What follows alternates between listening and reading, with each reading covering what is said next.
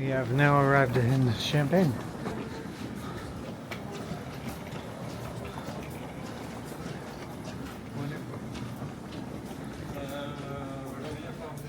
Alright, we have arrived in the Reims.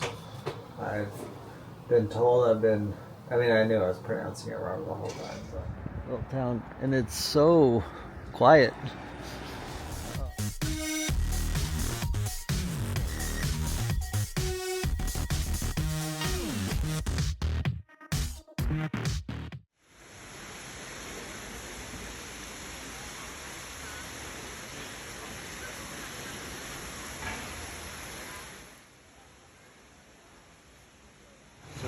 We are going to eat here at Tablier. The server made me pronounce it in order to get it. I'm using the ooh-cha-cha-cha-cha.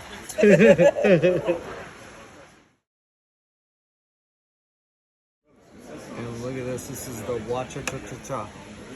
And some white wine for Sarah. Prost, babe. Looks absolutely wonderful. We just left La Tablier. Probably pronouncing that wrong, but honestly, food was a 10 out of 10.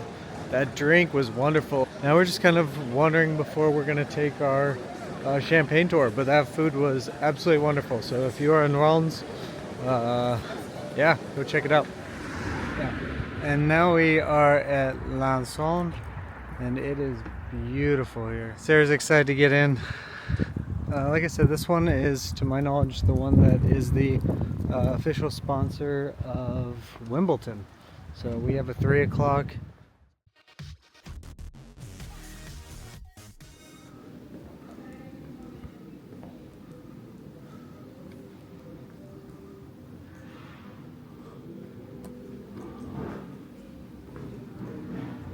They got all the merch here too. Hey, 50 euros for a puffy, that's not bad.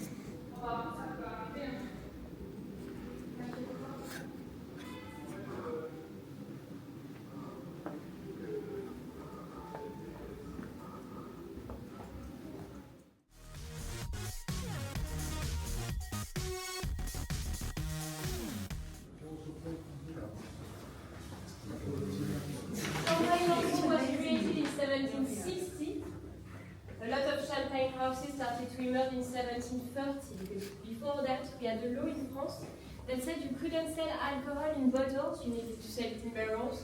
And that was quite tricky for the champagne, since you might already know it, it's public. So when the law was cancelled in 1728, to be exact, a lot of champagne houses started to be created, and Lanson was a part of them. Over there you can see a picture of Victor Marie Lanson. He was the son of the creator, and he was also a knight at the Order of Malta. So you have the Malta cross on his vest that symbolizes kindness and hospitality. One major thing to know about us is that we wanted to export as soon as possible. And in reality, we had the occasion to do it in 1889 for the Exposition Universelle de Paris, when the Eiffel Tower was created.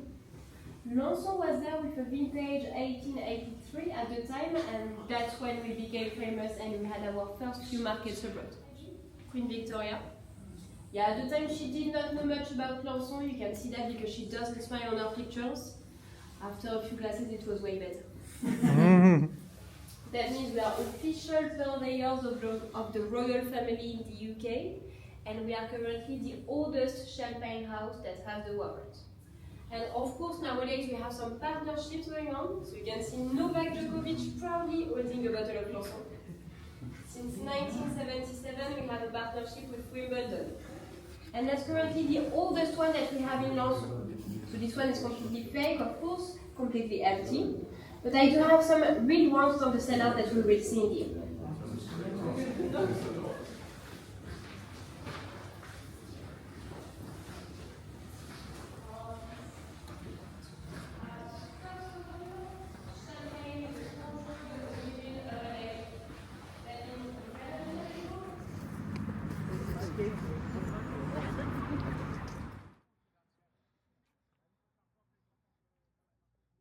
That you will find like this in the middle of France. If you take a look over there, you can see the cathedral. That means we really are almost in the center. We have We have a few beehives over there. Unfortunately, you cannot really see them during the visit, but we will make some honey with them. And in case we press them slowly. In the juice, you will find two parts, two main parts. The first part will be the head of the cuvée, first style, out of the 4 miljoner flasker i dag.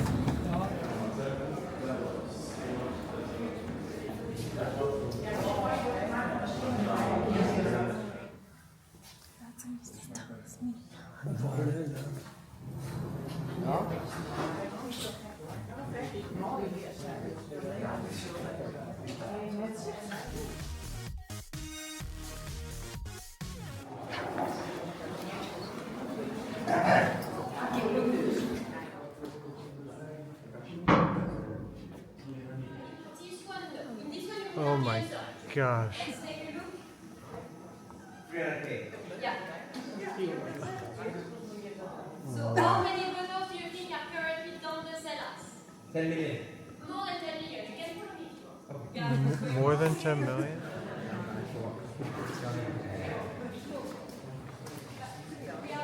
The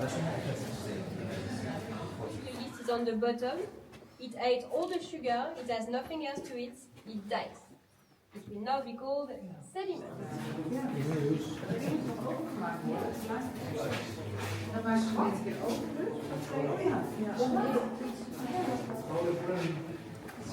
Take your bottle, turn it, and read the back label.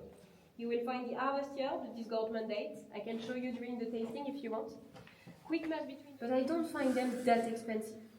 I used to work in a lot of champagne houses before I did it. So remember, at the beginning of the tour, I told you that the Reims citizens used to live down the cellars. That's exactly in this part where they lived.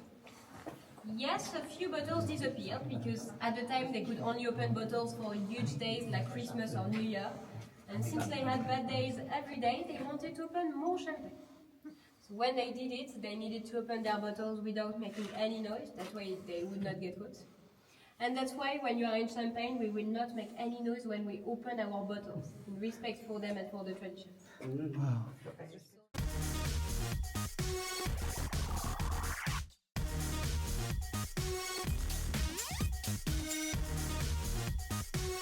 We spent 55 euros a person for the signature tasting. That came with 3 different tastings. You get to see bottles from like 1904 in there. Absolutely wild. We both had a great time. Also shout out to our tour guide. Florina was wonderful. There's a nice little cafe.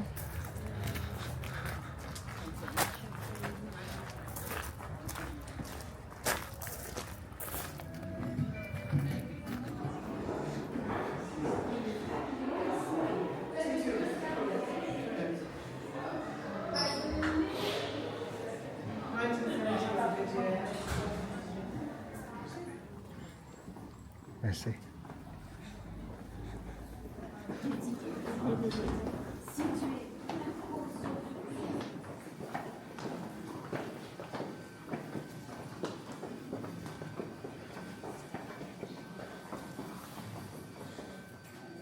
Welcome in house cellars. The related you during the Middle Age. They come down this hall to record the chalk all around us. So all the first name of this champagne house was Clicquot Miro. It was. Remember, it was a textile merchant. So on this whole dragon book, you have on the top some colors. It was textile fabric symbol. And below you have the first exportation of Philippe with 60 bottles of sparkling wine in Venice. At this time, the name of the champagne was wine or sparkling wine because the committee of champagne doesn't exist. After that, he decided to put this logo on a firebrand to burn the top of the cork to be the bottle more recognizable.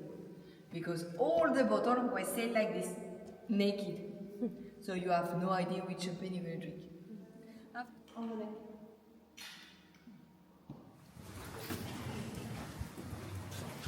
So please, I need to find your space in the middle of this line.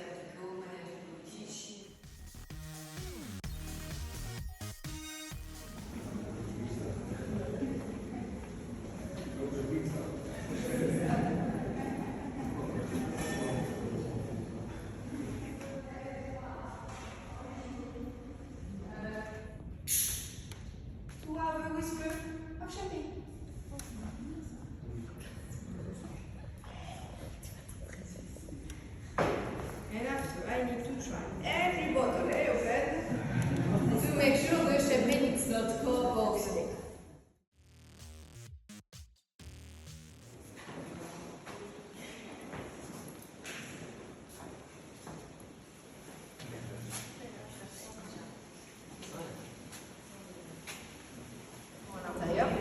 Et donc c'est la fin du glissement officiel pour la bouteille. Voilà.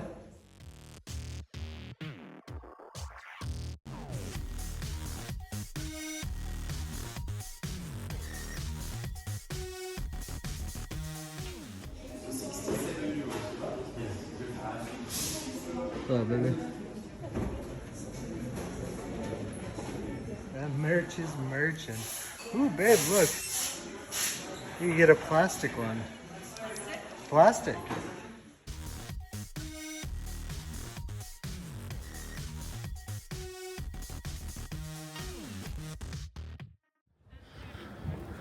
Oh, that's cool. A little pub.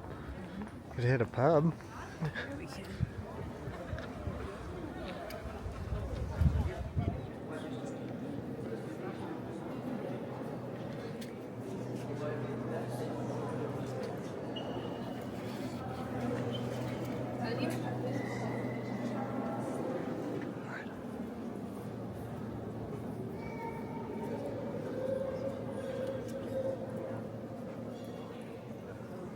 Yeah. You're taking some good photos?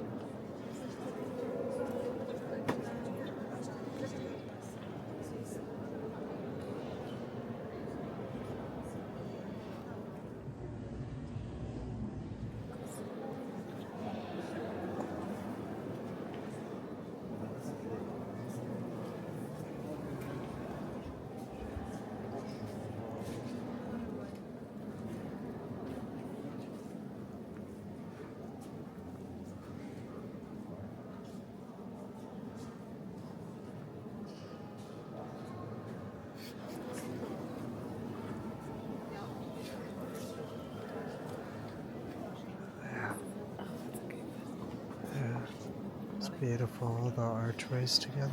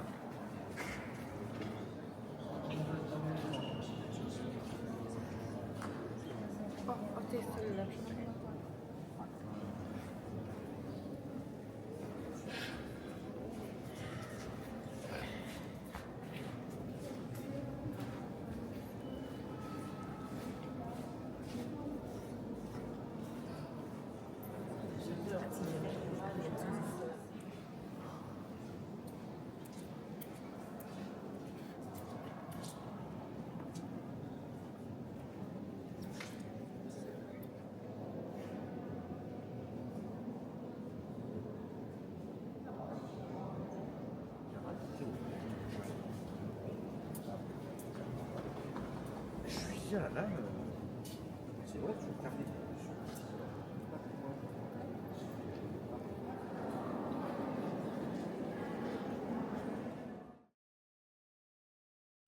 Absolutely beautiful.